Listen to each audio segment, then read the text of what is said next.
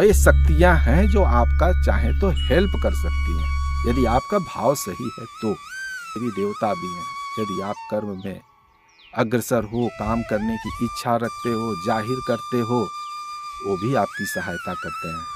संभव असंभव ये दिमाग का खेल है आपका। सब कुछ आपकी पूर्ति हो सकती है, इसमें आपका विश्वास भी चाहिए और आपका कर्म भी चाहिए।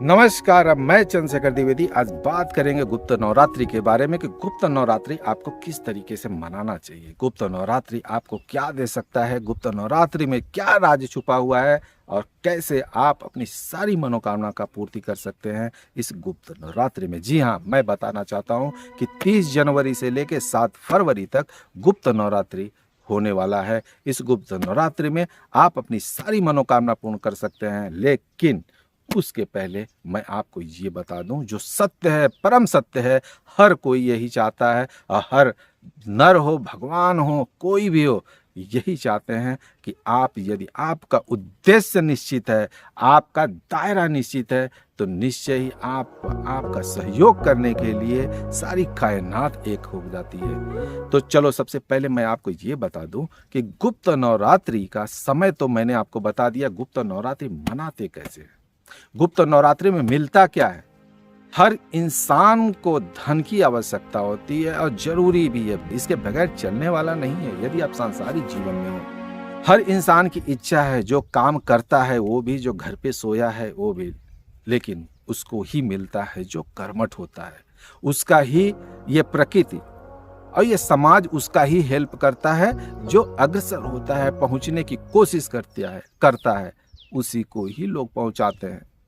वैसे ही देवी देवता भी हैं, यदि आप कर्म में अग्रसर हो, काम करने की इच्छा रखते हो, जाहिर करते हो, वो भी आपकी सहायता करते हैं। यदि आप करोगे ही नहीं और देवी देवताओं और मंत्र पूजा करोगे तो ये पॉसिबल नहीं है, सिर्फ आप दूसरे को दोष देते रहोगे। और ऐसा भी नहीं बोल सकते कि हम देवी देवता ही नहीं करेंगे तो हो जाएगा, ये भी पॉसिबल नहीं है। संभव असंभव ये दिमाग का खेल है आपका, लेकिन ये तो सत्य है कि आपको कर्मठ होना पड़ेगा, काम करना पड़ेगा।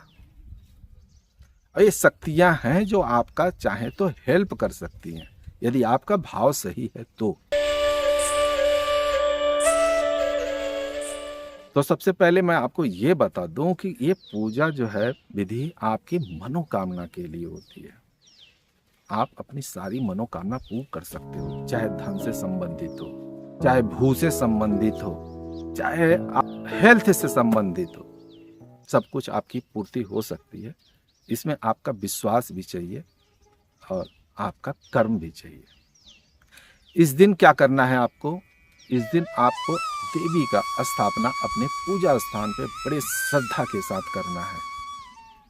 9 दिन का ये पूजा है, 9 दिन आपको करना पड़ेगा।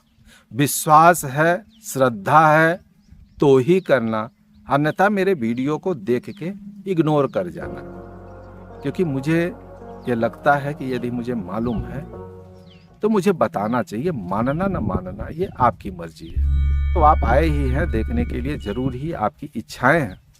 तो हम बात करते हैं कि पूजा विधि क्या होती है, कैसे करना है आपको। तो आपको देवी की प्रतिमा एक अपने पूजा स्थान पे रखना है और रोज आपको स्नान करने के बाद 9 दिन तक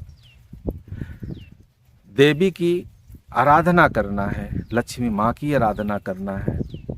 अपने मन में ऐसी छवि बनाना है, उनके सामने प्रार्थना करना है। आपको रोज जो है कमलगट्टे का एक माला आती है, 108 कमलगट्टे के माला से आपका लक्ष्मी का मंत्र का उच्चारण करना है, मंत्र बोलना है आपको। मैं तो कहूँगा, मेरे पास मैं भी सुना हूँ, बहुत अच्छा है, अब मैंने इसे अप्लाई भी किया है। माँ लक्ष्मी वरदा सुधा का मंत्र का यदि आप जाप करें तो ये बहुत ही शक्तिशाली है। इसे आपको 108 बार करना चाहिए। दूसरा, आपको रोज एक गुलाब का फूल देवी को समर्पण करना चाहिए, बड़े भाव से समर्पण करना चाहिए। अपनी मनोकामना लेते हुए माँ लक्ष्मी या माँ दुर्गा या जिस भी देवी की आप आराधना करना चाहते हो, जिसमें आप छवि बना के रखे हो, उसे समर्पण करिए, मनोकामना पूर्ण करने की इच्छा जाहिर करिए। और आपको 9 दिन तक घी का दी जलाना है। अब कोशिश करिए कि वो दीपक जो है 9 दिन तक बुझने ना पाए। ऐसा करने से निश्चय ही आपकी मनोकामना पूर्ण होगी। यदि आपका पूजा विधि संपन्न होता है तो लास्ट में आपको हवन करना है। हवन में आपको मंत्र का जाप करना है और 108 बार हवन करके आप जो है पूजा संपन्न कर सकते हो। निश्चय ही माँ लक्ष्मी आपके प्रार्थना स्वीकार करेंगे।